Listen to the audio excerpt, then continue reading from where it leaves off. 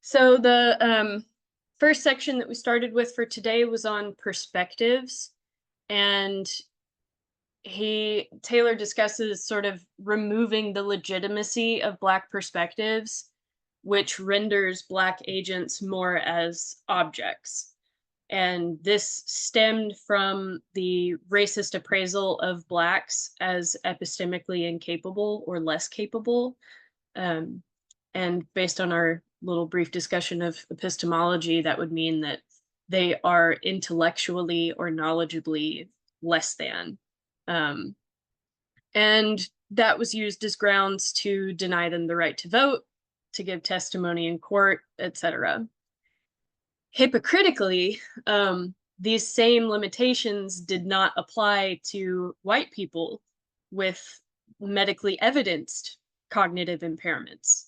For example, even today, uh, people with dementia are still able to vote. They still have the right to vote. Oftentimes, they are required to have a caregiver involved in the process to make sure that they're doing it correctly and actually fulfilling what their desire is, but they still have that right. Um, and I wanted to take a particular quote from page 59 because it introduces the significance of the gaze.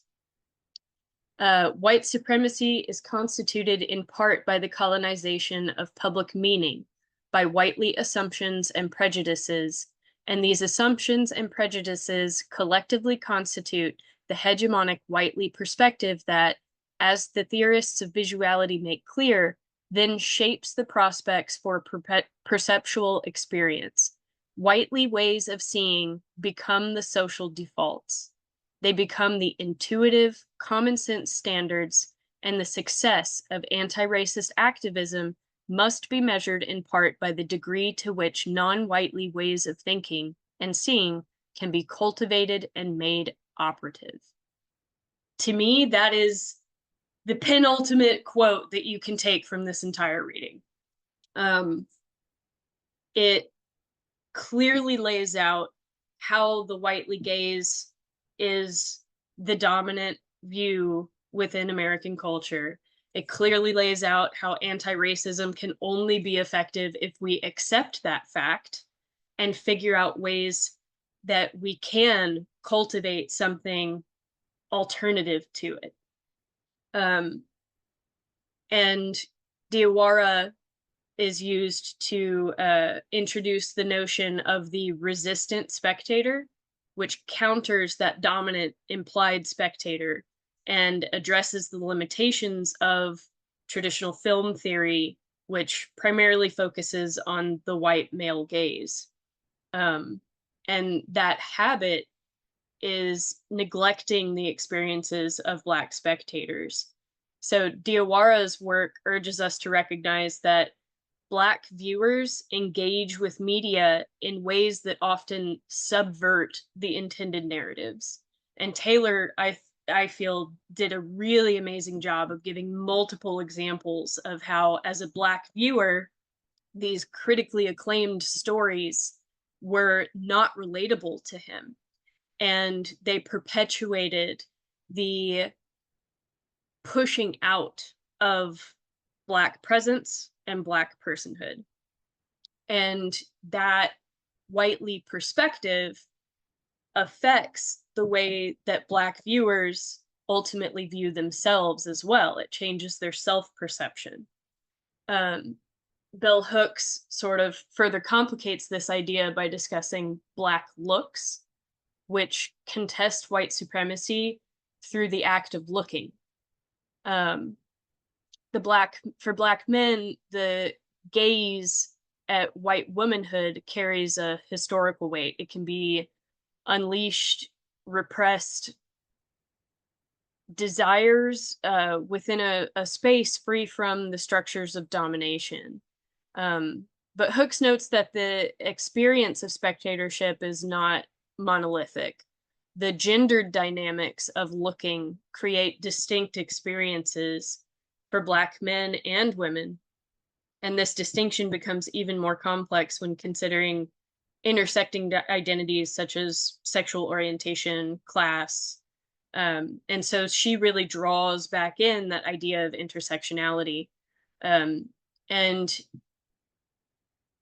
I don't think I mentioned it, but that video that we watched from Kimberly Crenshaw on the importance of intersectionality, she actually coined and developed the theory of intersectionality in 1989. So we're watching a TED talk of her that seems super contemporary, and that's because shockingly, intersectionality is a remarkably new field of study. 1989 is younger than I am. And it seems to me to be something really obvious that we should have known all along. But at least academically, it was not developed until 2 years after I was born, which blows my mind. Um, but that concept of intersectionality is really what sort of leads into Taylor's exploration of Black plurality. And this exploration of sort of spectatorship leads us to understanding that Black individuals are not merely defined by their race. They embody a range of identities: gender, sexuality, socioeconomic status, personal interests, and more. I really want to stress personal interests because that's more of a contemporary issue. Um, it If you look at sort of nerd spaces or anime spaces, those were considered up until very recently to be Asian and white spaces. And now we have, oh, I can't remember his name, but we have sports athletes who are popularizing the acceptance of nerd spaces. So Yu-Gi-Oh trading cards, there's a track runner who keeps a Yu-Gi-Oh card in his uniform for every race that he runs, or professional football players who are constantly talking about Naruto and how in their post performance interviews they're like, no, I just can't wait to get home and watch my anime. And like those things are becoming more broadly accepted, but that is a really new phenomena, because of the implied spectator. It felt as though those spaces were not open to Black participation. So this sort of dominant cultural narrative obscures Black diversity and it presents a homogenized image of a Black identity. And that really fails to capture the richness of lived experiences. And people who are a part of the dominant culture have been able to enjoy that diversity of experience and that richness of life without contest. And now it's starting finally to extend to Black experiences, which is great. And that is absolutely the result of anti-racist efforts. So the let's see, I lost my place in my notes. So the racialized sort of symbolic apparatus, this reduction of Black individuals in Western media, has historically resulted in an archetypal approach to Black people. It absolutely denies their complexity. Um, and this is also embodied in, for example, images of Uncle Ben and Aunt Jemima, um, sort of the mammy and the buck as two prevalent stereotypes, especially in American cinema. Um, so the mammy is portrayed as desexualized and servile, more of a maternal figure, while the buck is depicted as this hypermasculine sort of brute. Um, and these representations really ignore that multifaceted identity that Black people can and should be allowed to have. Um, so in reality, a Black man can be both strong and sensitive, or a Black woman can be both nurturing and assertive. And a lot of the features of our personalities and experiences depend upon the context and what is necessary from us. And I feel like that was really reinforced by Fanon's discussion of well, a black man can't just be a doctor, he's a black doctor. And he never knows how close he is to his exact words. I thought it was really great. The black physician can never be sure how close he is to disgrace. So it's like they are hyper scrutinized, um, and they're expected to perform at the absolute best in order to prove over and over and over and over again that they have actually earned what they are. And white people tend not to face that same level of scrutiny because they exist as a part of the dominant culture. And that really segues well into Taylor's section on stereotypes and fetishization. Um, so the stereotypes really reduce the mainstream representations and result in a distortion of our understanding of Black identities. And this erasure of individuality leads to a lack of recognition, not just for white people to have of Black people, but what Black people are capable of seeing in themselves, or feeling that those depictions are the ways that they should be, or their difference from those depictions is somehow harder and less correct for them to experience. Um,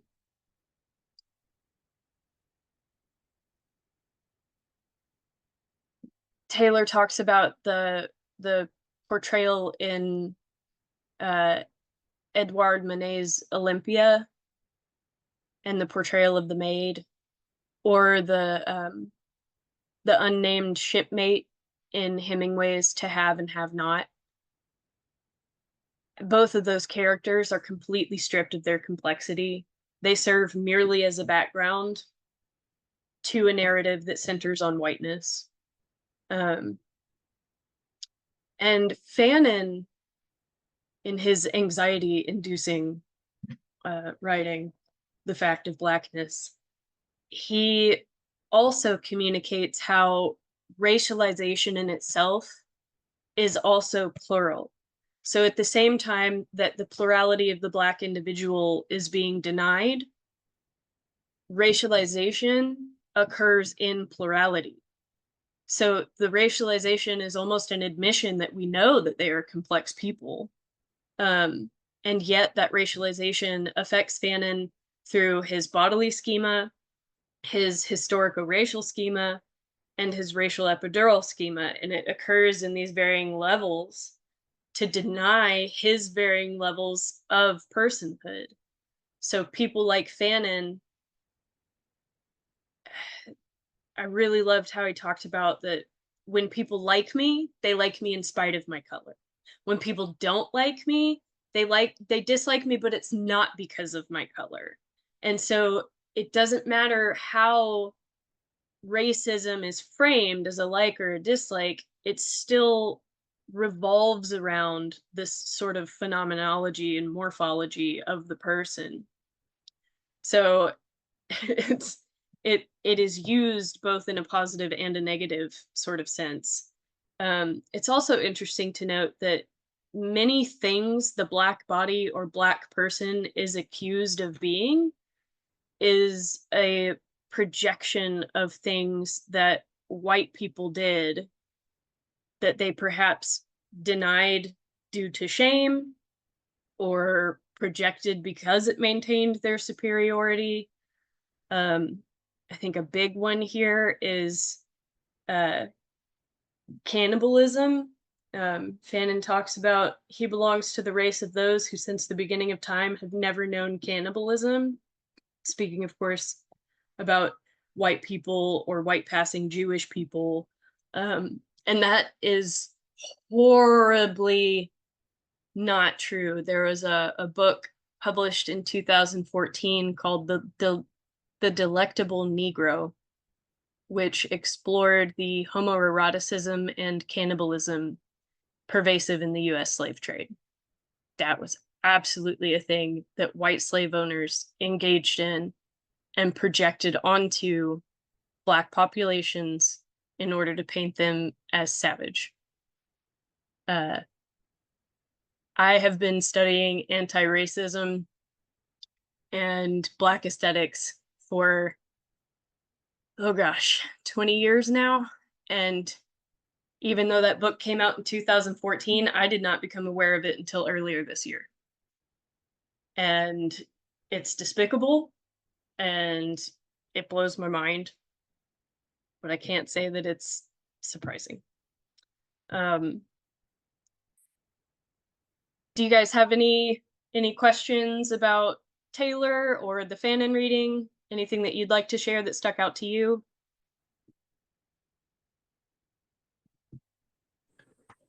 Um, what really stood out to me, was how whenever at the beginning of the chapter or whatever it is, he was like uh saying how he's a black man and the white eyes, it's so much different. He's only a black man because of white people. My parents, I've grown up like with really conservative people, and I've grown up my whole life like with black friends and all kinds of stuff, and I wasn't like them. And it really touched me, I guess, because like it's hard to understand how people can look at African Americans like that when my whole life I've grown up seeing them as me, seeing them as just another person, not because of their color. And it's just it really like opened a new eye about how they're only black and they're only identified as black because of white people. And it really pains me, I guess. Mm-hmm. And it makes me really upset. Just like reading it the whole time, I was really touched, and it just makes me upset and mad that our society could do that to people who are just like that, just like us. Yeah, that's a completely valid reaction. Um, I know myself personally, when I first started exploring these topics, dealt with a lot of white guilt and not even necessarily like, I can't believe what my ancestors did, but I can't believe what we are continuing to do. And that's why at the end of last class, I talked about the importance of viewing this as a shared history. Um, because that guilt can really only be combated by taking accountability and trying to make changes that include these people in the conversation rather than maintaining our separate spaces, um, which is why pretty much all of the authors that we have read so far have been people of color. Um, there was a period where I would intentionally put myself in dominantly black spaces, which cannot mimic what they experience by being a minority in a dominant space, but it did alter my perception of myself and viewing myself as a person rather than a dominant person. Was intentionally putting myself in spaces where I was um sort of looked at like, what are you doing here? And intentionally holding conversations with people with permission, with a lot of delicacy, and like, I'm trying to learn. The burden is not on you to help me learn, but what can I do pragmatically? You know, the last section in this chapter is phronesis and power. Phronesis is wisdom in practical action. And so it's not just about knowing these things, it's about recognizing what we can do with this knowledge. Um, and I certainly learned a lot from that, and is probably why I'm teaching this class now, because that's what I can do. So I would encourage you to try to channel that frustration and disgust into positive motion, whether it's art, whether it's education. Don't let that sense of guilt and disgust trap you into just feeling guilt and disgust. um, which is a great segue into exploring the history of hip hop. In our exploration of the Black aesthetic tradition, it's important to note that Black music, for the most part, at least American Black music, began as an act of resistance. Slave songs and music from chain gangs evolved into blues music, which evolved into jazz, which evolved into rock and roll, which evolved ultimately into beat poetry and hip hop. It is protest music. And it has since been adopted very broadly by most oppressed demographics. So today I wanted to take a brief tour of where hip hop started, some of its diverse adaptations from Latino and Indigenous creators. And then I want to listen to a contemporary track that I'll kind of let you guys pick between a couple options that I have. And then I want you to dissect it together through the lens of the content that we've been discussing this week. So personhood, perspective, plurality, and oh my God, I just blanked on the last one. Plurality, perspectives, personhood, and presence. So are any of you familiar with the name Gil Scott-Heron? Gil Scott-Heron was a poet during the civil rights movement. He was a part of a group called the Last Poets. The Last Poets are credited with being the creators of the space for hip hop. They weren't necessarily hip hop, but you'll hear how close they were. So I'm going to share my screen and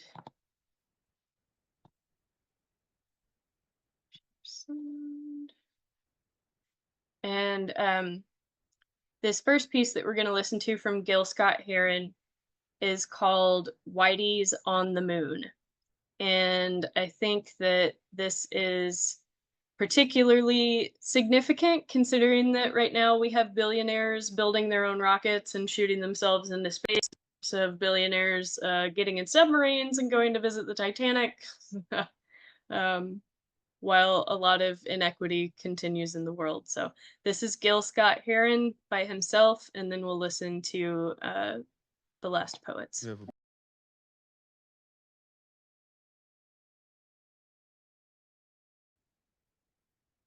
What do y'all think of that?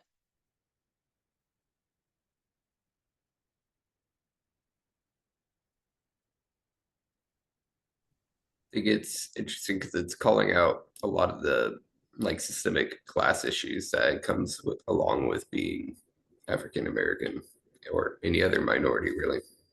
Exactly.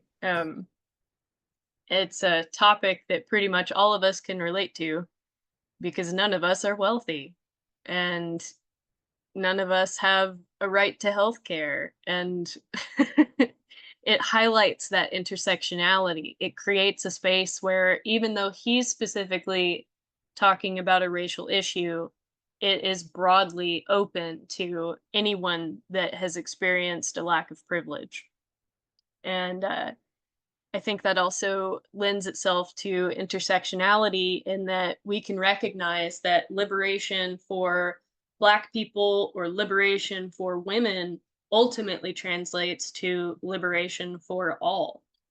And we will talk a little bit about Karl Marx when we get to our section on classism. Obviously, he is a bit of a controversial name to drop, but there is a lot that can be learned from his appraisal of power dynamics and his theories of labor.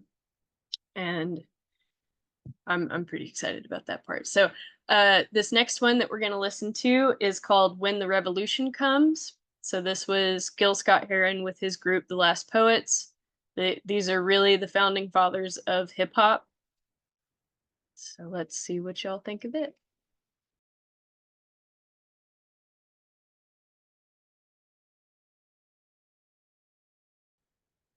So that's sort of some proto hip hop. You get some more intensity of beats, complex subject matter. Um, were there any takeaways that you guys had from that one?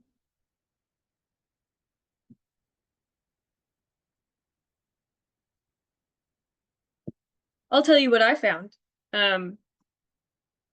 That the adoption of Black culture will signify the revolution and force the process to become cyclical. He talks about the beginning being the end. And ultimately, the only thing that will change is who's on top, that the system itself will not be challenged when the revolution comes. And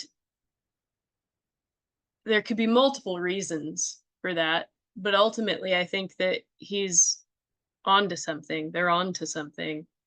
Um, that the systems of power are what need to change rather than how much respect the person on the bottom has, if that makes sense. Do you guys agree with that? Cool. So I know it was like 8 years ago now, but are you guys old enough to remember the Dakota Access Pipeline protests? No DAPL. Okay, so the Standing Rock Reservation had its water supply risked when it's like almost 1,200-mile pipeline from Canada into the US to move crude oil was being put in, and there were tons of protests and clashes between indigenous tribes and their allies and police in trying to stop this pipeline from going in, because if a spill were to ever occur, which is more common with these things than you would think, um, it would contaminate not only their water supply, but all of their sacred sites, burial grounds, all of their history. And, these people are already shuffled away onto a reservation, which to this day, I'm still astounded that we don't just call them concentration camps, because that's absolutely what they are. We moved whole populations spread out across the entirety of our nation and put them in these teeny tiny little spots, um, with limited resources at that. Uh, so the Dakota Access Pipeline was an even further violation of their culture and their rights as humans. And so we're going to listen to a group called Taboo. Um, it's a track called Stand Up, Stand and Rock. Um, if you've seen the HBO show Big Little Lies, you might recognize one of the people in this video.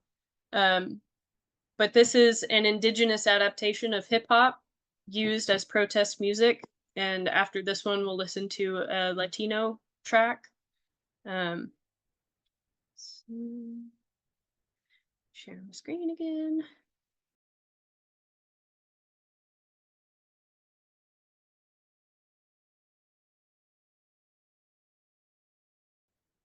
What do y'all think of that one?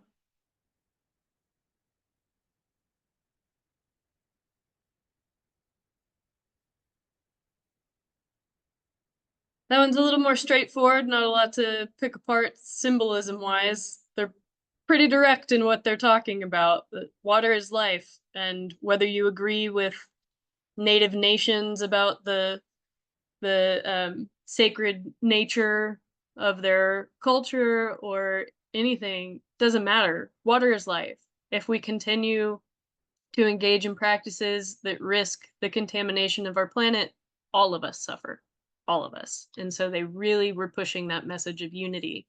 And I really like that one because it not only has that musical hip hop aspect, but it also is blatantly a protest song that is challenging the listener to action. It is a call to action. For this next one,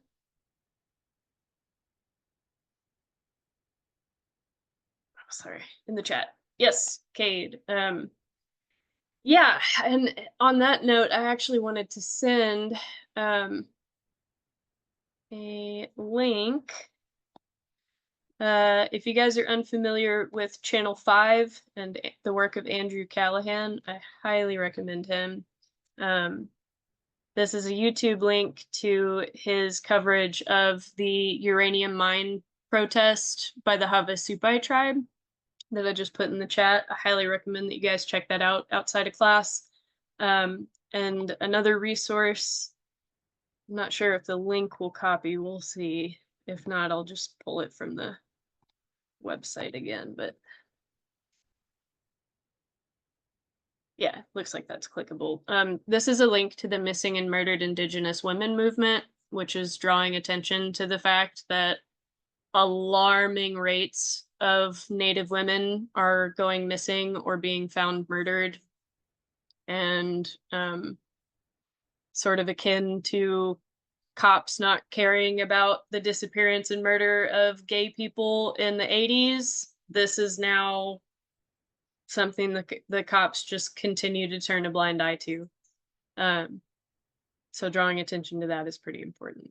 For this next track, it is by LB and Talib Kweli. Talib Kweli is he was born in New York, but he has Latino heritage, and he collaborated with LB on this track.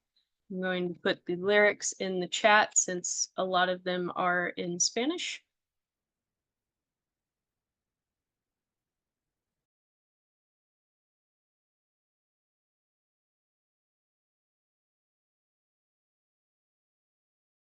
I like that one a lot because he particularly credits hip hop with being an element of himself that helped him recognize his own voice and his ability to enact change. This is not necessarily a protest song from an immigrant, but it does bring up the ongoing racism that we are seeing in this country right now against migrants. So I had 3 options for you guys to choose from, as far as you taking about 10 minutes to discuss the themes from Fannin and Taylor, and how they're present in this song. So we can either do The Coup, Head of State, which is a sort of funky, hypersexualized take on the relationship between George W. Bush and Saddam Hussein and the history of the Iran-Iraq War. We can do another track from Saul Williams called Black Stacy, where he talks about being a Haitian immigrant who was even discriminated against by other Black students at his school because he was darker than them. Or we can do Dead Prez, which was a hip hop duo that were political science majors in college together and wrote a track called Hip Hop that talks about how hip hop culture has been commandeered by the whitely gaze in order to encourage materialism and turn them away from freedom. Which of those sounds most interesting to you guys?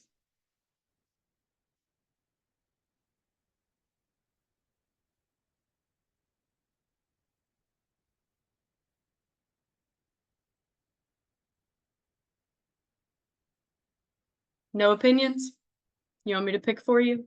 Saul Williams?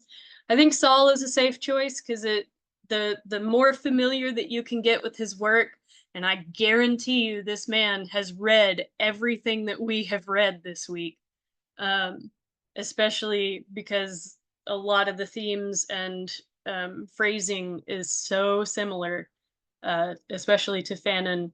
But the more that we can familiarize ourselves with his work, I think the simpler our final project is going to be at the end of the semester. So let me pull up. The song is called Black Stacy. His full name is Saul Stacy Williams, so Stacy is his middle name.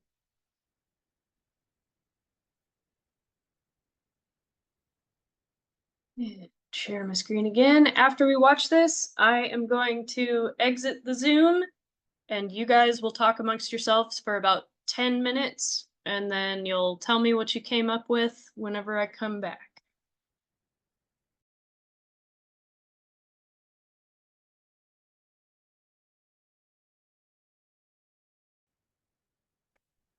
All right. I will give you guys 11 minutes, and then we'll use the last 5 minutes of class to go over what you come up with, all right?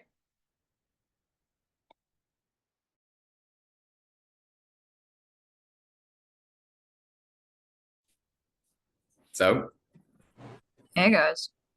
hey,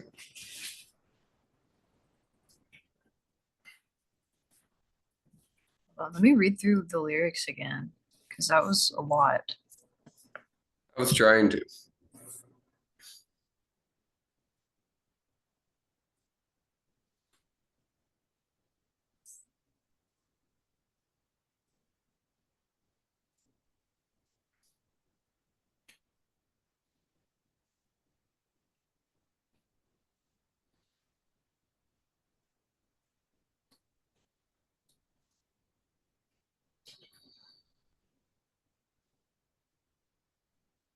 Ooh, I really like this line that was, I think it was the second verse, him saying, I used to use bleaching cream. I dreamt of being white, complimented by you.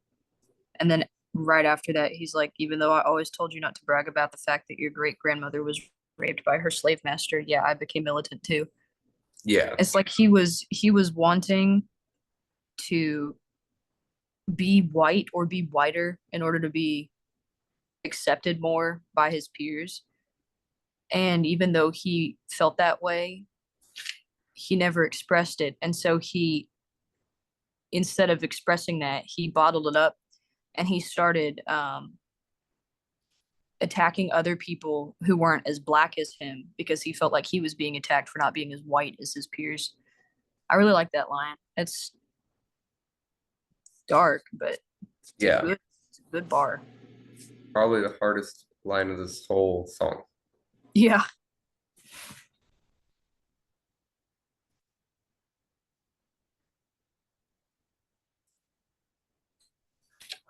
I think when it comes to personhood, it really it really relates to him accepting his color.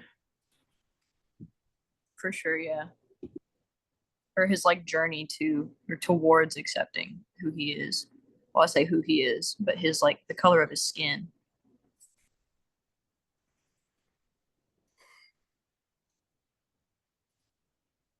Ugh.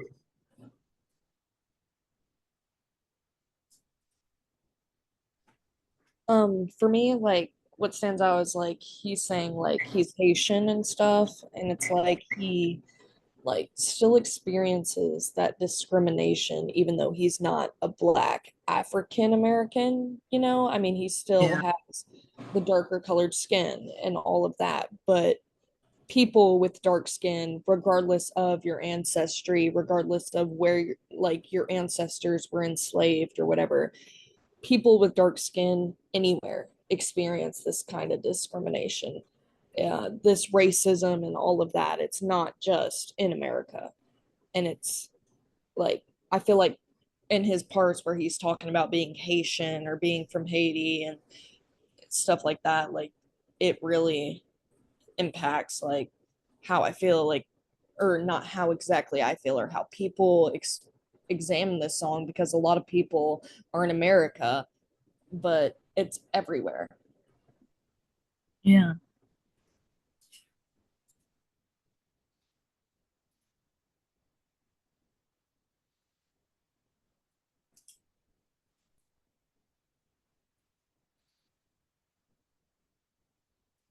I like the line in the chorus where he says, they called me Black Stacy. I never got to be myself because to myself I always was Black Stacy.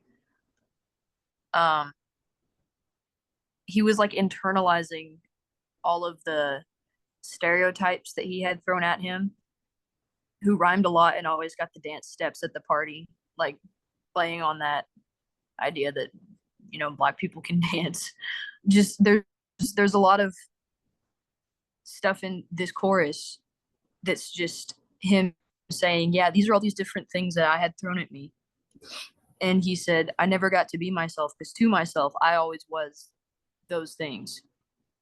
Like to me, because everybody else thought that, I internalized it and I made that who I was because I wasn't comfortable being who I actually was. Denial of plurality, yes. Yeah, no, and that's definitely like the whole denial of plurality thing, because it's like the whole whitely gaze thing encourages a discrimination amongst groups that don't really have any difference in general. Yeah. Like, I think he accentuates that, especially with the whole the opening verse of like, I think I'm too black. You know?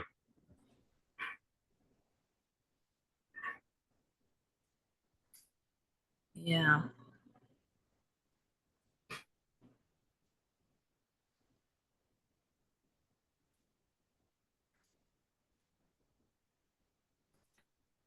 All right, I'm gonna jump back in a little early. So this has been one of my favorite songs for a very, very long time, and it takes everything within myself to not sing the lyrics out loud when I hear it. But with particular reference to Fanon, when he talks about, I used to use bleaching cream till Madam C.J. Walker walked into my dreams. Do you know who Madam C.J. Walker is? She was the first Black millionaire in America. And it is because the dominant culture enabled her success, because her entire product line was on the basis of making Negroes more white. Dang. So in Fanon, at the top of 63, he says, for several years, certain laboratories have been trying to produce a serum for denigrification. With all the earnestness in the world, laboratories have sterilized their test tubes, checked their scales, and embarked on researches that might make it possible for the miserable Negro to whiten himself and thus to throw off the burden of that corporeal malediction. Which leads me to believe that Saul Williams has specifically read this work from Fanon before. And you guys did a really good job of exploring that denial of plurality and the recognition that race is socially constructed. It doesn't actually matter where you come from. And that whitely gaze of Saul becoming Black Stacy because that's all that he was allowed to be, that whitely gaze of dominance becomes internalized in Black communities as well, which is why he experienced discrimination from his fellow Black people. And to him, coming from Haiti and never having experienced the racial dynamics of America, that was really obviously difficult for him to reconcile with. And he thought it wouldn't phase him, but it did, because he was just a kid, which goes back to those social preconditioning that affects the ways in which we are even able to perceive the world. So that idea of ocular centrism that Taylor talks about. Did I have any other notes? Towards the end, he also manifests this as a protest song, saying that he wants others to load their guns with songs they haven't sung. And so he's treating art as a nonviolent weapon against these sorts of inequities in the world. And, you know, part of why I really focus on art in this course content is because of the things that I have learned specifically from listening to Saul Williams over the years. So does all that make sense for y'all? Yeah. Did we like it? Cool. Yes. Cool. I don't want to torture you with music that you hate, so it's important to communicate that. And then also what I put in the chat, did I already say that? I don't remember. Race is socially constructed. It's not actually about where you come from. It's not actually about your biology. It's about the ways in which you're perceived, and the ways in which you're perceived are defined by the whitely gaze and the dominant culture in this hegemonic system that we are all participating in. So yeah, revisit those links that I put in the chat, the uranium mine protest and the missing and murdered Indigenous women resources. Those are really, really good ways to stay involved in current goings on, to educate yourself, and to figure out ways in which you can take action. Next week, we will be taking action. Our service learning project, we are going to look at the ballot issues on the Arkansas state ballot this year. And in class, you guys will be taking the time to break up into groups and research the class, gender, and race impacts of these issues, and then producing an informational pamphlet that we can share with the campus student government. And then this Sunday, you have your first short writing assignment due. I have read a lot of papers about what is your definition of racism and how does it differ or agree with our readings. I've read a lot of those. It'd be cool if you could do a different topic. You're totally still allowed to do that one, but just throwing that out there. And if, you know, through our exploration of music and art, you guys have picked up on another topic that you want to focus on, again, feel free to reach out to me. I would encourage you to look into Sun Ra and the founding of Afrofuturism. It's a genre of art which projects equitable and mystical Black presence into future spaces, especially through like sci-fi and conceptual music. That includes Flying Lotus, Janelle Monáe, Octavia Butler, Joshua Mays, and so many more. Joshua Mays is the visual artist that did my little profile picture here today. He's remarkable. He does graffiti all over the country. So if Afrofuturism is something that interests you and you want to write about that through the lens of Taylor and Zach and Derek Bell and our other readings, you're welcome to do that too. So feel free to email me if you have any ideas. And other than that, you can choose from the topics that are listed on the assignment that I believe is posted in week 4. And you can also get to that assignment through the course tab. Does anybody have anything else to contribute today? All right. Great class, guys.